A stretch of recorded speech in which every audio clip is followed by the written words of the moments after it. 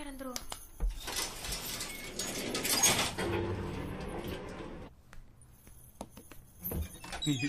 Hi.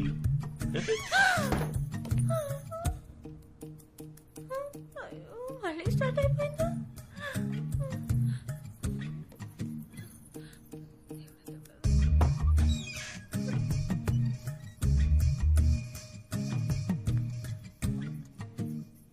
తను చెప్పినట్టే జరుగుతుంది. ఇన్నాళ్ళు బాగానే ఉన్నానుగా.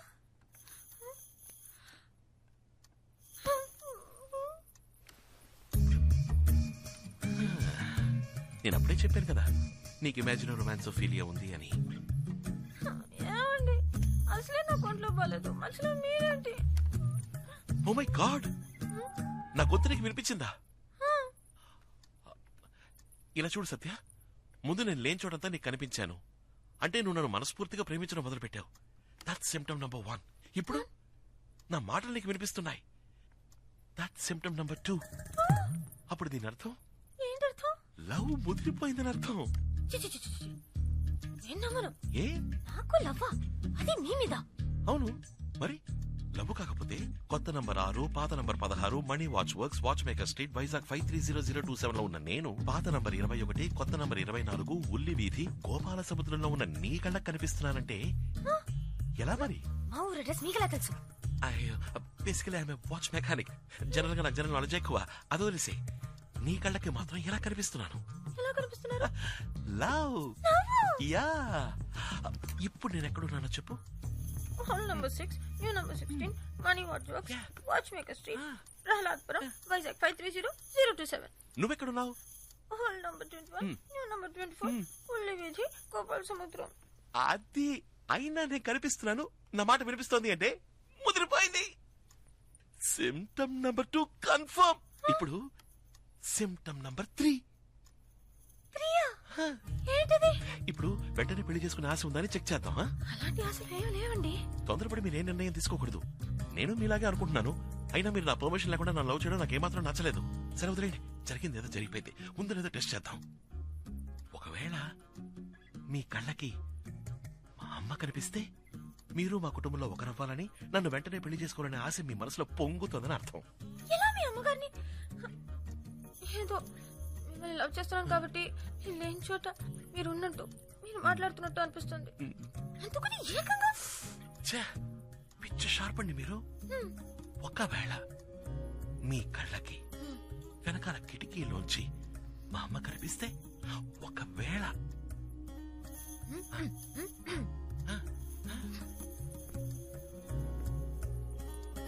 ఇదిగో సత్యాకి ఏమి ఇష్టమో కనుక్కుని అదే వండి పెట్టాలి. ఏంటి కనిపిస్తున్నారు? నిజంగానా?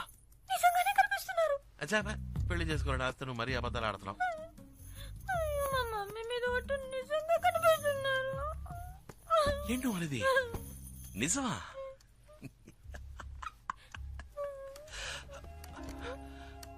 దిగులు పడకో. చివరిగా సిమ్టమ్ నంబర్ 4 టెస్ట్. ఇంకో టెస్టా? ఇది చాలా అందమైన టెస్ట్. ఏంటో చెప్పండి. పెళ్ళైన వెంటనే నీకు పిల్లల్ని కనాలనే ఆశ ఉందో లేదో తెలుసుకునే టెస్ట్. అదెలా? నేనెక్కడున్నాను? Old number 6, new number 16, money watch works, watch maker street, Prahladpuram, Vizag 530027. నువ్వెక్కడున్నావు?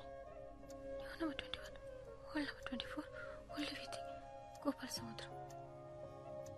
అక్కడున్న నేను, ఇక్కడున్న నిన్ను తాకడం కుదురుతుందా? కుదరదు. తాకినట్టు కనుక అనిపిస్తే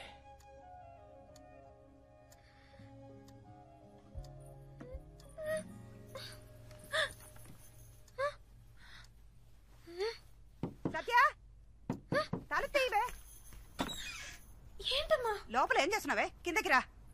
వాళ్ళు నేను తర్వాత వస్తాను. నాకు ఒంట్లో బాగాలేదు. డాక్టర్ రమ్మంటే ఏమైంది? నీకేం కాలేదు, ముందు కిందకి రా. ఇదో వ్యాధి. Imagine romance philia. Symptom 1, 2, marriage babies. ఏంటి ఈ తిక్క వాగుడు? అంటు వ్యాధి ఏంటి? పక్క వాళ్ళకి పాకుతుందా? అదే పాకదు. ఎందుకైనా మంచిది కొంచెం దూరంగా ఉండు. నీకు సోకితే నేను కాసేపు రెస్ట్ తీసుకుని తర్వాత వస్తాను. ఆగవే, ఎవరొచ్చారో తెలుసా? మీ మేనత్త. రావదినా? అయ్యో ఈవిడ. అంబులెన్స్ పిలిచేమా? ఏమైంది నీకు? వదినా, ఈ పిల్ల నీ మేనకోడలు సత్య. నీకు కనిపిస్తున్నారా? వ్యాధి నీకు సోకిందా? ఇద్దరం కలిసే డాక్టర్ దగ్గరికి వెళ్తాం పదా. ఇన్నేళ్ల తర్వాత వచ్చిందేని సంతోషపడకుండా పిచ్చి పట్టిందల్లాగా అవుతున్నావు. వదినా, నా మేనకోడలు ఇదివరకే మా ఇంటికి వచ్చింది, కానీ పని మీద వచ్చింది. అయ్యో, నా మేనకోడలకు కనీసం కంపు కాఫీ కూడా ఇవ్వకుండా పంపించానే. ఏంటి అలా చూస్తున్నావు? మణికి నువ్వు ఇక్కడున్న సంగతి తెలిస్తే ఎంత సంతోషపడతాడో తెలుసా? మణి, మణి, రే మణి, మణి, ఇలా రారా, రా. Sure. Yes, Mataji. How can I help you? ఇటు చూడు, ఎవరున్నారు? ఎవరు? మన ఇంటికి వచ్చిందే. ఎప్పుడు? రే, నా చీర కూడా ఇచ్చాను కదరా. అయ్యో, మా షాప్ కి ఎంతో మంది కస్టమర్స్ రావడం వల్ల మొహం గుర్తుండకపోవచ్చు. సారీ, మీ మొహం గుర్తుపట్టేందుకు తప్పుగా అనుకోకండి. అదేరా, చందన స్టోర్ లో నా కాబోయే కోడల కోసం పింక్ కలర్ చీర కొన్నాను, అది ఇచ్చాను కదా. HMT మోడల్ S76 తాతగారి ఫేవరెట్ వాచ్. బేసికల్ వాచ్ మెకానిక్ అయినందువల్ల నాకు కస్టమర్ల మొహాలు గుర్తుండవు, వాచ్ మోడల్సే గుర్తుంటాయి. అందులో కూడా నేను డేట్ సెట్ చేసి ఇచ్చేనే. ఆ వాచ్ కరెక్ట్ గా వర్క్ అవుతుందా? బై ది వే, ఐ మణి. నీ బావా? తాతయ్య, ఇదిగా వస్తున్నా. తాతగారు ఇంకా ఫోటో చూపిస్తారట, నేను కిందకెళ్ళి వస్తాను. లోపల నా బాక్స్ ని షెల్ఫ్ మీద పెట్టాలి, కాస్త హెల్ప్ చేస్తారా? అది గర్ల్స్ రూమ్ లోకి బాయ్స్ ఇక్కడ గెస్ట్లతో పని చేస్తా. పెట్టిరారా. వదినా, నేను నిజంగా నమ్మలేకపోతున్నాను. అమ్మా, నాకు ఈరోజు థ్రోట్ సరిలేదమ్మా. అమ్మా, ఇందాకేమన్నా సిమ్టమ్ 1, 2, 3, 4. సిమ్టమ్ 5 ఏంటో తెలుసా బావా? నా స్కూల్లో నాకు ఇది నేర్పించలేదే.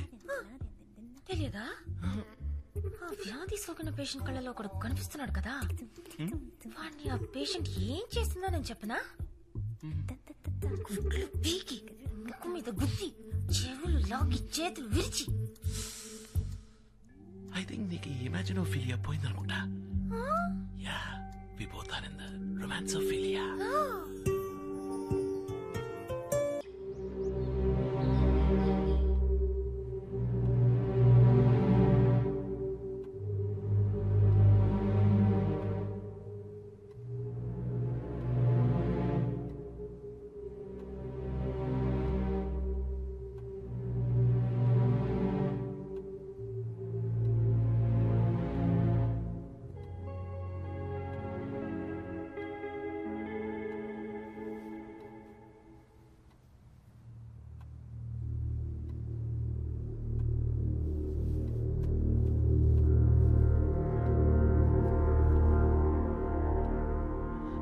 అందరూ కలిసిపోయి సంతోషంగా ఉండే ఈ టైంలో నా కథ చెప్పి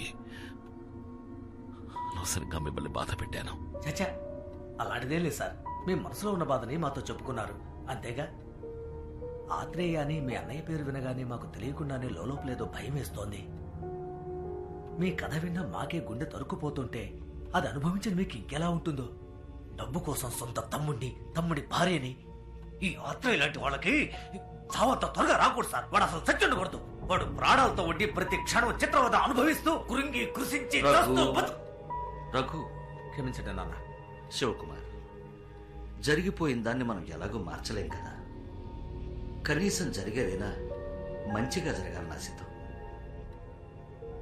26 ఏళ్లుగా మంచాన్న పడ్డ నేను ఉన్నట్టుండి ఒకరోజు ఎందుకు మేల్కొన్నానా అని నాలో ఉన్న ప్రశ్నకి సమాధానంగా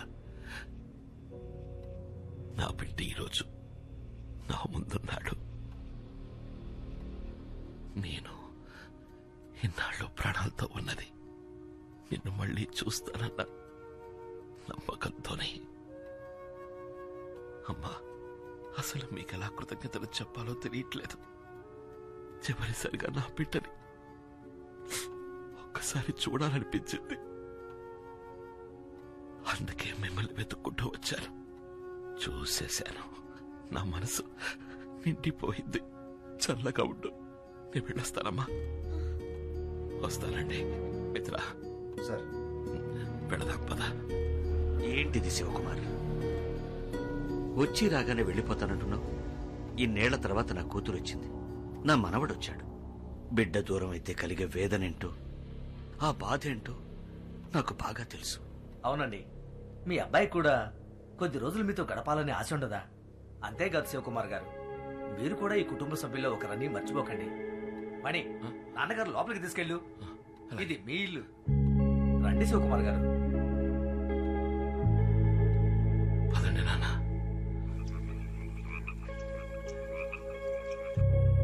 ఇబ్బంది పెడుతున్నందుకు క్షమించాలి.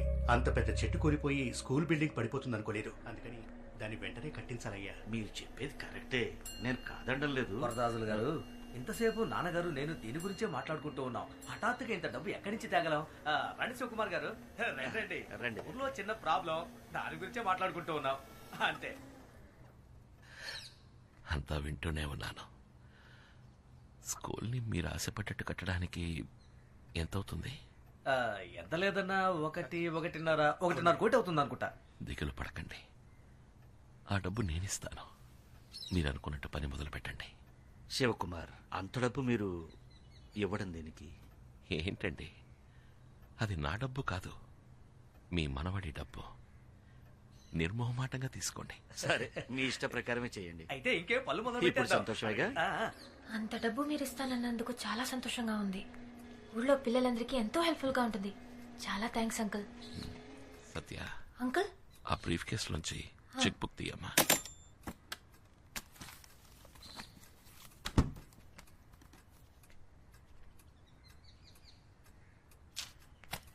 తాతయ్యకి చూస్తాను.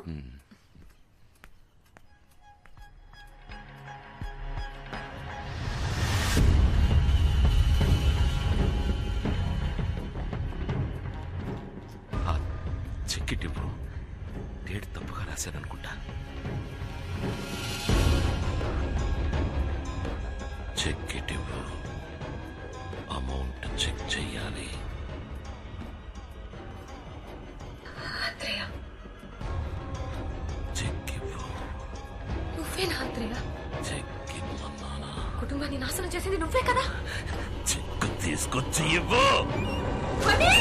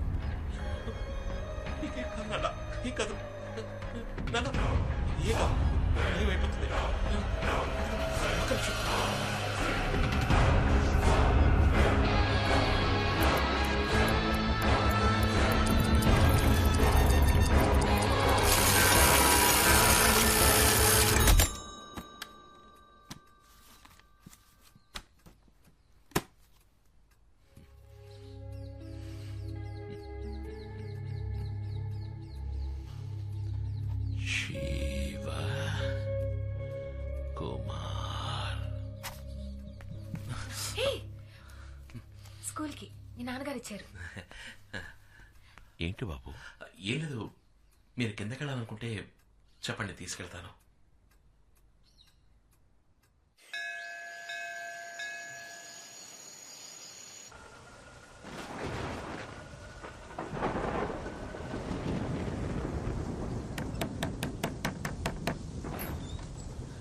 అంకుల్, ఏంటి, ఏమైనా కావాలా? మణి రూమ్ అక్కడ ఉంది. నేను నిన్ను చూడ్డానికే వచ్చానమ్మా. చెప్పండి. మణి నిన్ను ఇష్టపడుతున్నాడన్న విషయం వాడి ప్రవర్తన ద్వారా తెలిసింది. నువ్వు వాడికి తోడుగా ఉంటే వాడి జీవితం బాగుంటుంది. అందుకే నీ ఇష్టం ఏంటో తెలుసుకుందామని వచ్చాను. నన్ను మీ ఇంట్లో పెద్దవాళ్ళతో మాట్లాడమంటావా? మాట్లాడండి. సంతోషం అమ్మా. సరే, నువ్వు వెళ్ళి పడుకో. Good night uncle. Good night.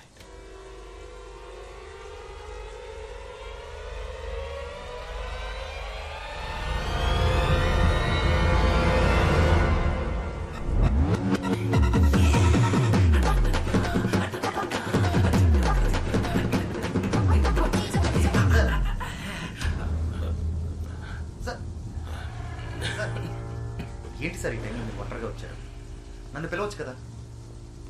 రండి సార్, రూమ్కి వెళ్దాం. అద్భుతంగా నటిస్తున్నారు కదా సార్. ఈ ఇంట్లో ఎవ్వరికీ అనుమానం వచ్చే ఛాన్సే లేదు. అందరినీ నమ్మించారు. అంతెందుకు, మిగతా వాళ్ళ నేను నమ్మేశాను. బాధపడుతున్నట్టు నటించవచ్చు, కానీ మనసులో అంత బాధ పెట్టుకొని సంతోషంగా ఉంటున్నట్టు ఎలా నటించగలుగుతున్నారు సార్? ఇంకా కొద్ది రోజులు మాత్రమే. మీరు ప్రాణాలతో ఉంటారన్న సంగతి అంత తేలిగ్గా ఎలా తీసుకోగలుగుతున్నారు సార్? ఇది మీ కొడుక్కి తెలియాలి సార్. తను మీ బిడ్డ, పైగా బాగా తెలివైన వాచ్ మెకానిక్. మీరు ఒక్క మాట చెప్తే చాలు, మీకోసం చేస్తాడు. చూడలేకపోయినా అమ్మని చూడాలని తపనతో చేస్తాడు. ఎలాగైనా సరే ఆ వాచ్ 26 సంవత్సరాలు వెనక్కి వెళ్ళేలా చేస్తాడు. మీ పరిస్థితిని మీరు చెప్పనంటున్నారు, నన్ను చెప్పనివ్వట్లేదు. పైగా రేపే ఇక్కడి నుంచి వెళ్ళిపోవాలని చెప్తున్నారు. సారీ సార్, ఇన్నేళ్ళుగా మీతో ఉండి మీకు ఏ సాయం చేయలేకపోతున్నా అన్న ఆవేదనతో ఇలా మాట్లాడుతున్నాను. తప్పైతే క్షమించండి. గుడ్ నైట్ మిత్ర. సరే సార్, గుడ్ నైట్.